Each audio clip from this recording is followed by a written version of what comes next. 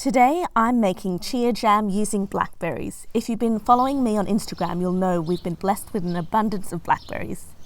This is such a simple recipe.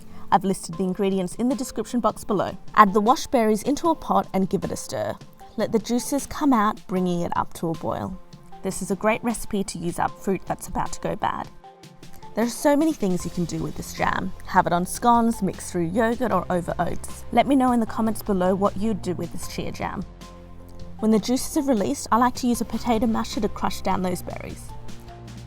Take the berries off the heat and then you can add in the rest of the ingredients and give it a good stir. After a few minutes, mix it again just to make sure the chia is getting nicely distributed.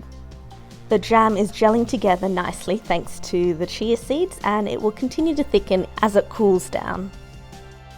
All that's left to do is to transfer the jam into a jar and store it in the fridge.